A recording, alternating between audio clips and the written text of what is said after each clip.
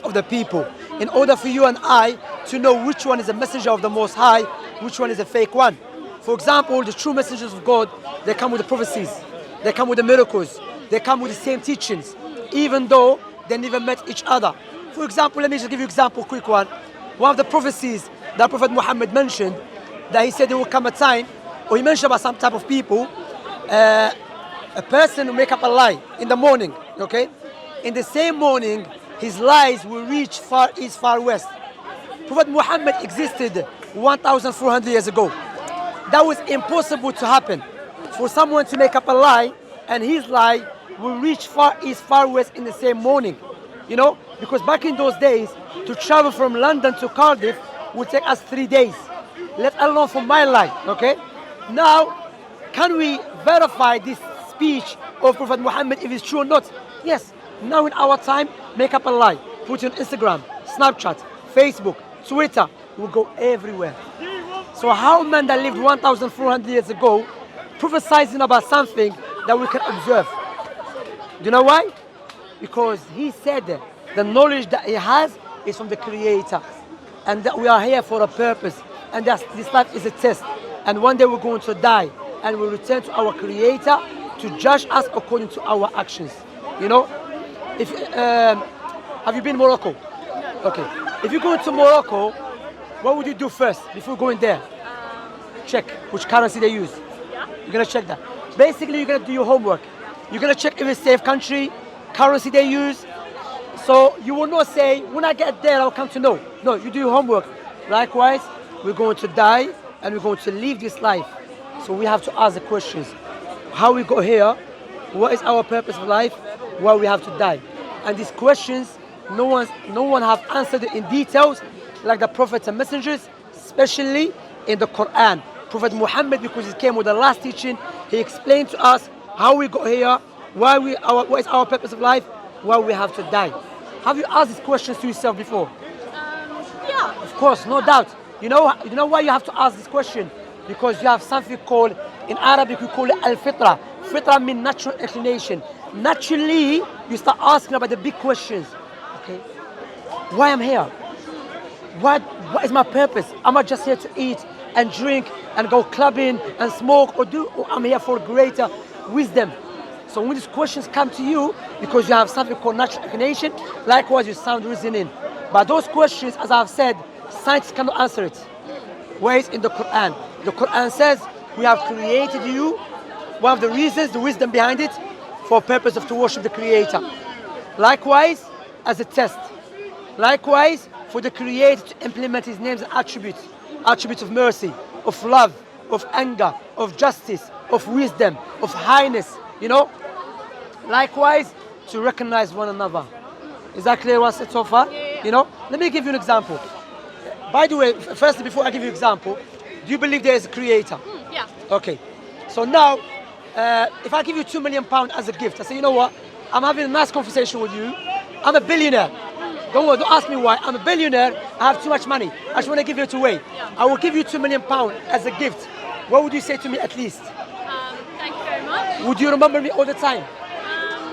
Probably. Well, of course, £2 million. Yeah. You know, you're gonna have a nice car. You're gonna remember Shamsi. Nice house, Shamsi. Now I will give you £2 million on the condition, give me your 2 eyes. No go. You see? You know why? Because your eyes is more valuable than £2 million. So why we are not grateful to the one that gave us eyes for free? You see? Yeah. You like that? Yeah. Okay. Now that's what Islam based upon. Islam based upon the 2 testimony that I should worship, should be grateful, should be thankful to my Creator. The second question I will ask you, if you want to buy a gift to someone that you love, for example, your mother, your father, would you buy a gift that you love or your mother love? Your mother love. Likewise, if you want to worship the Creator, we should worship Him the way He loves, not the way we love, because the way He loves is objective. The way we love is subjective. That's why He sent Jesus, Moses, Abraham, Noah, Jacob, Ishmael, Isaac, Daniel, Jeremiah. The last of them is the Prophet Muhammad to teach us about our purpose of life. When you look at the teaching of Prophet Muhammad, you can see clearly this man must be the messenger of the Most High. I'll give you another prophecy. He said, Prophet Muhammad said, there will come a time when the interest, usually interest, yeah, will become widespread. Even if you are not involved directly, will affect you. Even if you are not involved directly with interest, will affect you. And this is what's happening in our time. Lots of us, 2009, credit crunch. The reason because of interest affects everyone. How men that lived 1,400 years ago knew about something that we can observe and we can see right now. Because for you and I to know, this man must be a messenger of the Creator. And if he's a messenger of the Creator, it's better for you and I to follow him. Otherwise, we'll be the losers. Is that clear? You see? So, I can give you another one why Islam is the truth. Why Islam is the truth? Because Islam goes in line with our universal knowledge, our common sense. You know what is universal knowledge? Universal knowledge, naturally you know that you should worship one God. There's one Creator. Naturally you know that for something to come into existence must have a Creator. Naturally you know that oppression is wrong. You see?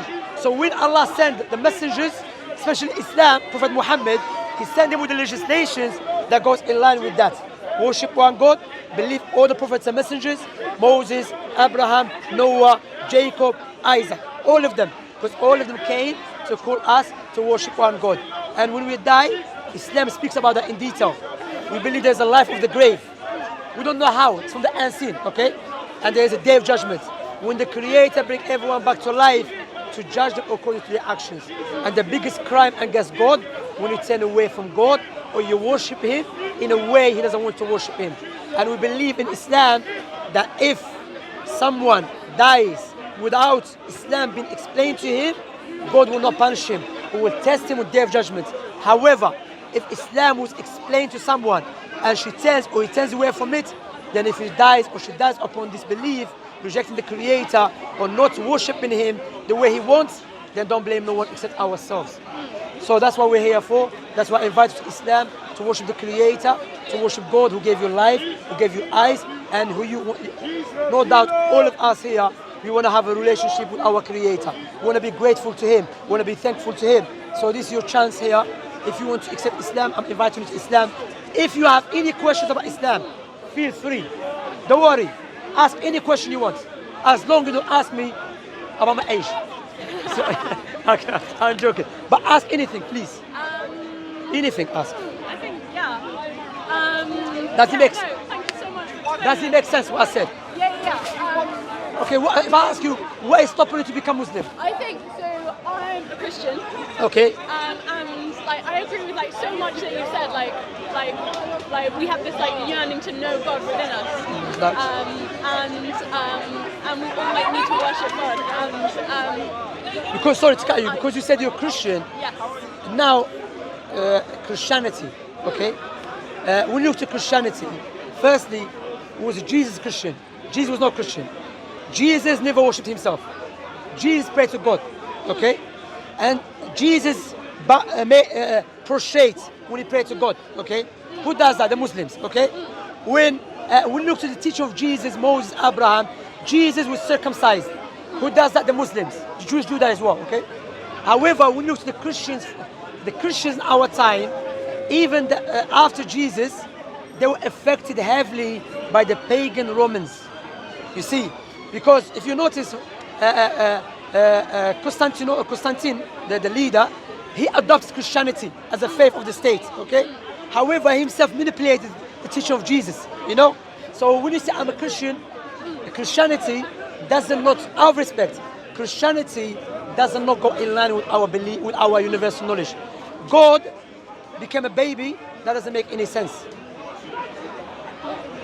I think it makes perfect sense. Okay. God is like three persons, and like God the Son came down As a baby. to be a baby, to be a sacrifice for the sins of the people who trust Him. Okay, let's see. Is God perfect all the times? Yeah. God is perfect all the times. All the times? When he became a baby, was he perfect? We're not told the exact details of his childhood, but yeah. No, he wasn't, because we know in the Bible, Mary breastfed him. That is not self-sufficient God. God is self-sufficient all the times. God is not in need of his creations all the time. But we can see in the Bible, God who became a baby was in need of someone to change him and to feed him. That's not the nature of the Most High. that go against with our universal knowledge. That's why, if you notice, I told you there's universal knowledge. Where is universal knowledge? You don't have to be Christian or a Muslim or atheist to know it. Naturally, we know it. That is illogical, impossible for something to be perfect all the times and imperfect at the same time. Likewise, it's irrational to say God become a baby. Do you know why? Because by definition, God is not a human being. By definition, a human being is not God. To say God become a baby, that is a paradox which doesn't make any sense and does not exist in outside the reality. That's why Allah said in the Quran, stop saying that God, man is a God or God is a three. There is only one God that has no partner and there is nothing like unto him. He's the all-hearing, the all-seeing. So when you look to Jesus, I make it clear to you, who is the true God according to Jesus? Who is the true God according to Jesus? So I think so when Jesus, he's healing the blind, a paralyzed man, and the friends of this guy let him down through the roof, and Jesus says to him, "My son, your sins are forgiven." And then the people around him say, "No one can forgive sins except God alone." Yeah. And Jesus says, "Yeah, you're right. No one can forgive sins except God alone." So, the implication being that He is God. And then He says, "So that you will know that I have the authority to forgive sins, take up your mat and walk." And this guy takes up his mat and walk because Jesus has healed him, because He is God and He is claimed to be God. Okay, does God need authority from anyone else? No. But Jesus said authority was given to him. Yeah. He cannot be God.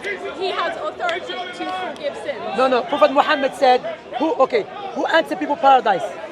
Pardon? Who enters people in paradise? God. Prophet Muhammad said to his companions, you be in paradise, you be in paradise. That doesn't mean he's God. What it means that he's saying what God tell him. So Prophet Muhammad, the man came to him, he said, your sins be forgiven. Doesn't mean Prophet Muhammad is God, meaning that Prophet Muhammad, Jesus, Moses, all of them speak on the authority on behalf of God because they are the messengers of God. But before we move on, I ask you a question you haven't answered out of respect, yeah? Who is the true God according to Jesus? Both God the Father and Himself, God the Son. Jesus said the only true God. Jesus said that, yeah? The only true God is the Father. He never said Him. So by forgiving that guy's sins and saying only God can forgive sins, and also saying that He is forgiving sins, saying, I am God. No, but He said the only true God. Okay, Jesus said the only true God is the Father, not the Holy Spirit, not the Son. That clearly He cannot be the same God who you claim. Because I'll give you another one. Does God know everything all the time? So yes, but sometimes He voluntarily limits His power when He came down to earth as a man. He limits His power. Yeah, He limits. That's contradiction, though. He voluntarily limits His power some other time. But that's contradiction. No, it's not. So I'll tell you why. Is God all powerful all the times? Yes, but sometimes He chooses to limit that power. But that goes against all the times. Human form. But that goes against all the times. If you tell me I'm perfect all the times, then you say I choose to make mistake. That's contradiction. Because by definition, if you say all the times is perfect, you are negating to be imperfect any times. So if you say I'm perfect all the times, then you said willingly I became imperfect. That's contradiction. You are contradicting yourself. So you cannot say you are, because meaning that's why we say God has no beginning no end. His perfection, perfect all the times.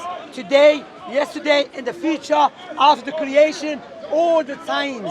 So that's why, look, what you do in our respect, you are struggling because you believe in something in a book will go against your universal knowledge. So what you do, you try to fight against universal knowledge which the Creator has given you to believe in a book that we don't know who wrote.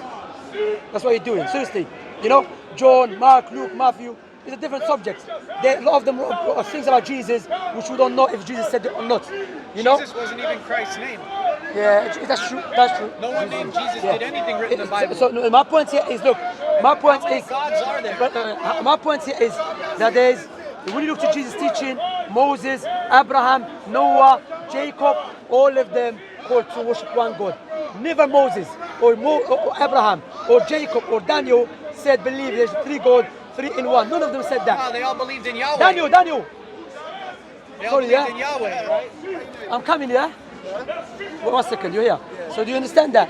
That's why what distinguishes Islam from any religion or any way of life or any ideas, Islam goes in line with our universal knowledge. Who gave us the universal knowledge? The Creator. So the Creator, to make it clear, imagine I make a phone. Or no one made a phone before me. And you find the phone. And I say, I made it. You say, okay, Shamsi, you made it? I say, yeah. I said, take the menu and you follow it. When you take the menu, the guideline, clearly the guideline doesn't go in line with the phone. You're going to come back to me and say, Shamsi, you haven't made it. Then you come to Muhammad. And Muhammad gives you guideline which go in line with the phone. You know, if you hold a minute, he made it. You see, when you look at the teaching of Islam, it goes in line with our universal knowledge. But when you look at the other books which claim to be from God, doesn't not go in line with our universal knowledge. Go against it. But God is the most wise. He will not create you with something, then send something go clear against it. Rather, He will create something like a Wi-Fi and a router. Connect. You see? Do you agree with that? You see? Islam, universal knowledge, goes in line with the Quran. God is perfect, shows prophets and messengers, He sent them. No God became a baby and so on. I have a question that nobody can No, answer. I spoke to you before. No, you don't not want to speak interested. to me again? Yeah. What do you think was said so They don't far? want to talk to me. They don't wanna talk to me because I can rebuke what they talk about like this. Think about it. How come you Try don't want to think talk about to it, me? study it, read it. You don't Because, want me to talk, you all guys. the prophets and messengers. Let me give you one example. That Prophet Muhammad, he was not anti-Christ. So I prove that to you. Prophet Muhammad was in Medina. Medina is a place where he migrated, yeah? He was defending Jesus even though he was not getting nothing from it. Meaning in Medina, if he was a false prophet, he would have agreed with the Israelites who said Jesus was a bastard man. Was Jesus Christ's name? Or he was and he was not a true Messiah. If he was a false prophet, he would have agreed with them to gain more followers. But what he did, he said no. Jesus was a true Messiah. He was born without a father. His mother was a truthful woman. Why he's going to defend someone in a city when there's no need for him to defend? Rather, by defending that man, he's going to lose more followers, not to gain more followers. Because to show you Prophet Muhammad does not speak from his own desires. He speaks from the revelation. Allah will send him to defend this man because he's a prophet of me, like you are prophet of me. And both of you defend each other. See that?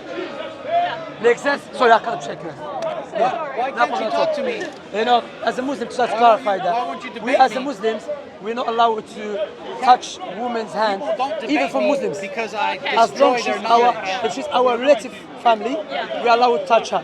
But a non-relative, just I come to debate because some people they think, if not a Muslim, if she's a Muslim, you're allowed to touch her. No. Even if she's a Muslim, if she's not my relative, I'm not allowed to touch her. That makes a lot of sense.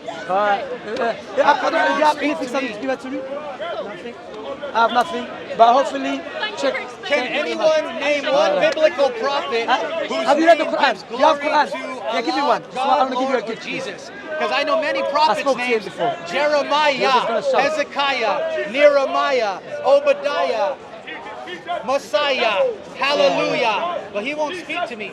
I want to know if anybody here could tell me what is the name of Allah. Anyone? What is the name of Daniel? What is the name of What Daniel? is the name of Allah? Allah. Allah means God. That doesn't mean that. Yeah, there's You many just made gods. mistake. You were just saying You it just made earlier. mistake. You were just saying it. You just God. make. That's why I don't speak to you because you made So, mistake. wait, Instead of who made saying, a mistake? "Let me take it back," you How keep many arguing. gods? How many gods are there? You Zeus, said Allah mean God. Apollo, Neptune, all these different gods, thousands of gods. But you said Allah means God, and if you research what Allah means, translation that? it means God. But what is the name of Allah? Listen to this. The biblical prophets' names testify. Anyway, take care of yourself. Jeremiah, It's coming home. Hezekiah, Obadiah. His name is Abda Yahweh. Kaya.